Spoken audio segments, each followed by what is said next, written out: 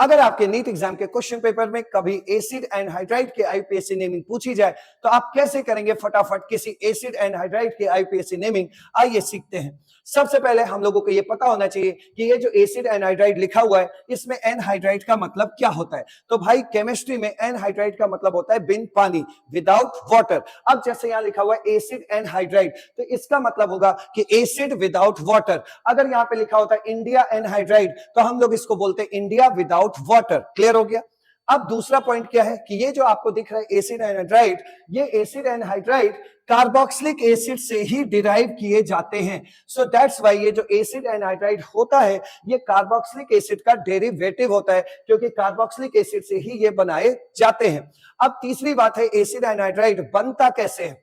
जब आप carboxylic acid में से वाटर को हटा देंगे तो जो भी बचा हुआ चीज है उसे हम एसिड एनहाइड्राइड कहते हैं। और वाटर हटाने के लिए आप देख रहे हैं यहाँ पे 1 मोल वाटर हटाया जा रहा है, तो वाटर हटाने के लिए हमें कार्बोक्सिलिक एसिड का 2 मोल लेना पड़ता है। क्लियर। तो जब 2 मोल कार्बोक्सिलिक एसिड से 1 मोल वाटर हटता है तो जो भी बचा हुआ चीज है वो एसिड एनहाइड्राइड कहलाता है। और ये एसिड एनहाइड्राइड आपके कार्बोक्सिलिक एसिड से डिराइव किया गया है। सो दैट्स व्हाई ये एसिड एनहाइड्राइड हमारा कार्बोक्सिलिक एसिड का डेरिवेटिव होगा। क्लियर।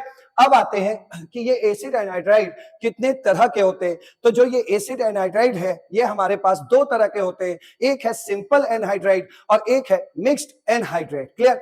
अब देखिए यहां पर सबसे पहले स्ट्रक्चर वाइज बात करते हैं। ये जो आपको चंद्रयान जैसा दिख रहा है इसे ही हम एसिड एनहाइड्राइड कहते हैं। और ये जो चंद्रयान है ये बना कैसे होगा, यहां पर देखिए, यहां पर हमने 2 मोल क्या लिया, कार्बोक्सिलिक एसिड लिया है।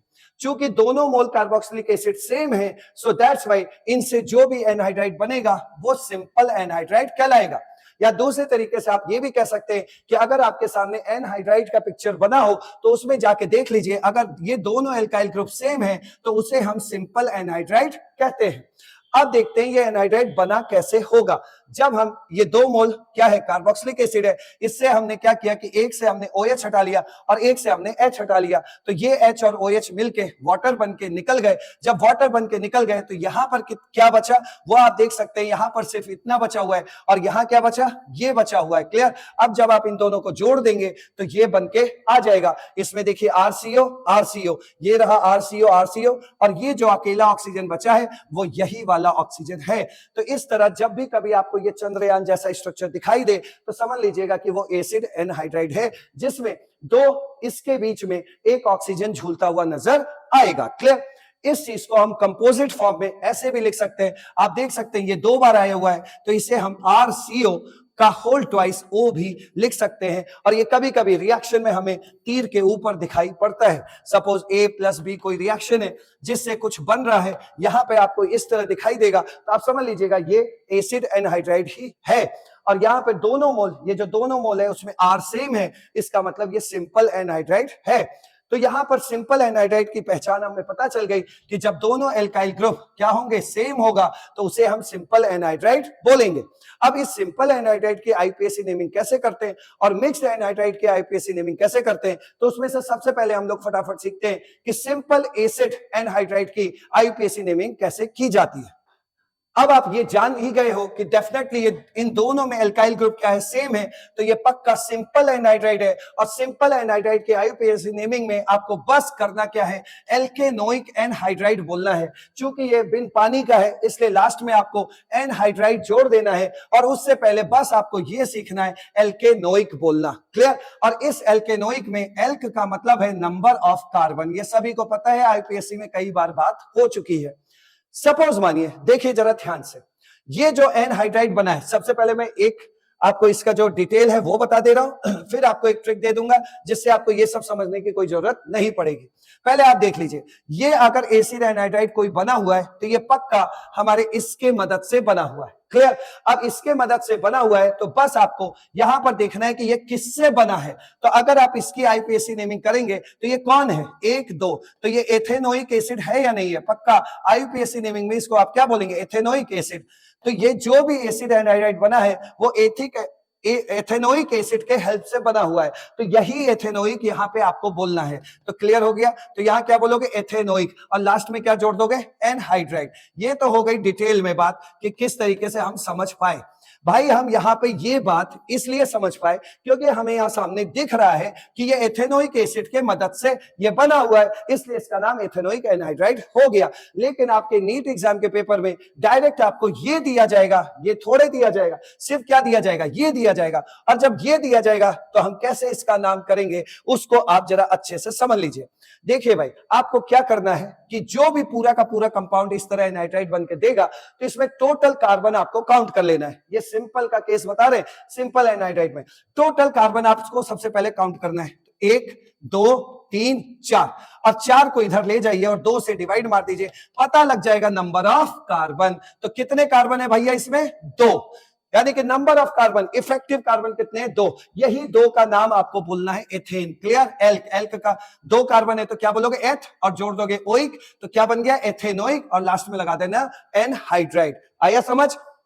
कोई भी एसिड एनहाइड्राइड देगा उसमें पहले जाके सब कार्बन गिन लेना, सारे कार्बन गिन लेना, और सारे कार्बन गिनने के बाद कितने निकले? 4। 4 को 2 से डिवाइड कर देना, पता लग जाएगा कि ये 2 कार्बन के एसिड से, 2 कार्बन के एसिड से ये बेचारा एसिड एनहाइड्राइड बना होगा।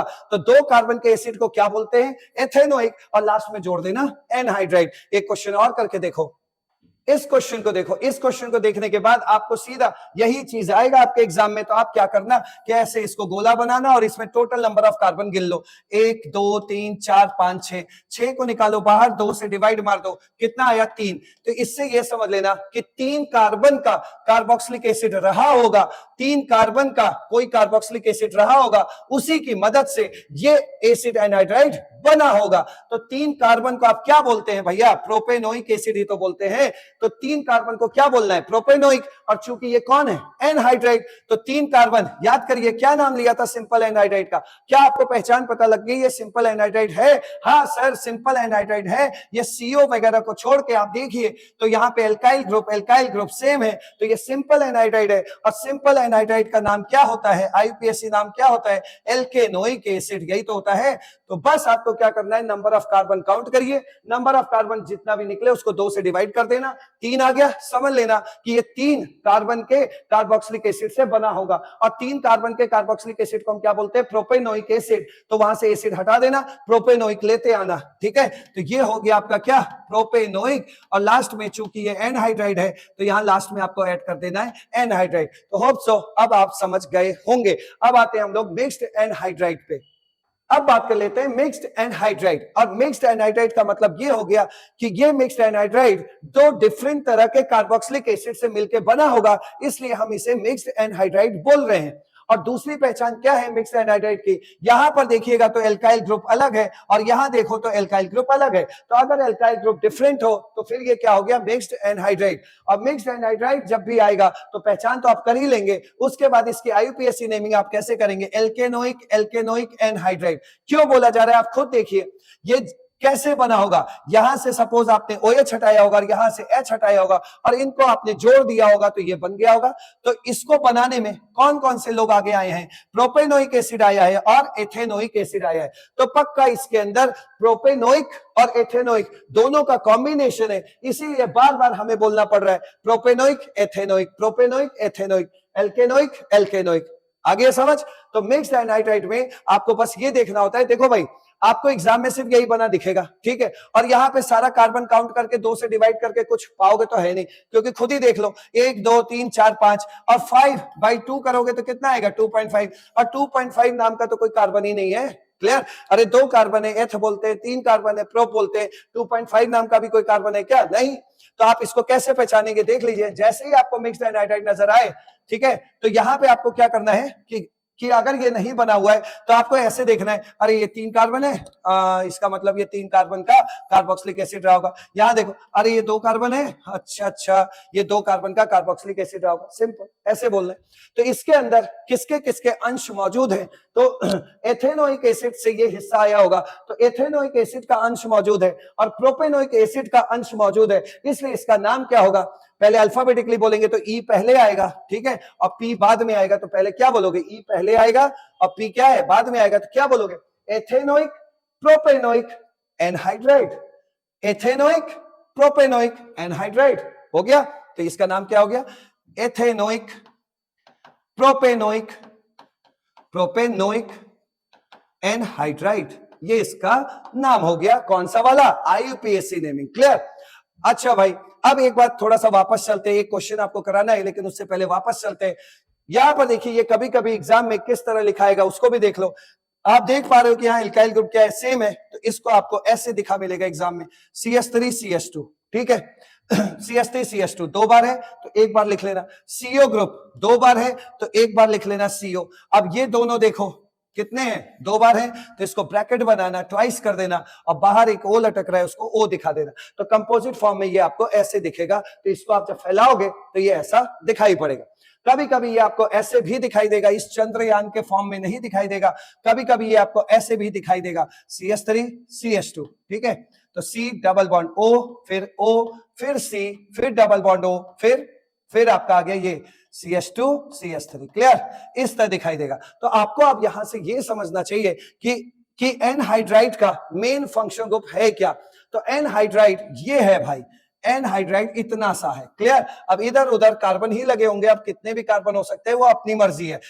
तो एनहाइड्राइड की पहचान ये है, दो CO ग्रुप के बीच में एक O, तो ये है एनहाइड्राइड की पहचान। जैसे यहां पर ये वाला क्वेश्चन आपने पहले किया था, तो इसको अगर शॉर्ट फॉर्म में लिखना चाहे तो आप खुद देख सकते हैं, ये दो बार आ रहा है, दो बार आ रहा है, तो दो बार इसको एक ही बार लिखो, CH3CO। ये क्या है? CH3CO है, CH3CO लिख के ट्वाइस कर देना, तो इसका काम खत्म हो गया। अब बार बचा एक O, वहां लिख दिया। जब आप इसको खोलेंगे तो ये ऐसा दिखाई देगा। और कैसे दिखाई दे सकता है वो? इस तरह, C डबल बॉन्ड O, बीच में O, फिर C डबल बॉन्ड O, और इधर आप समझ लीजिए क्या है, CH3 CH3। तो भाई अगर ये चंद्रयान के फॉर्म में ना दे तो आप इस तरह भी समझ लेना कि ये भी एनहाइड्राइड है। क्लियर? आइए एक क्वेश्चन करते हैं इस पर।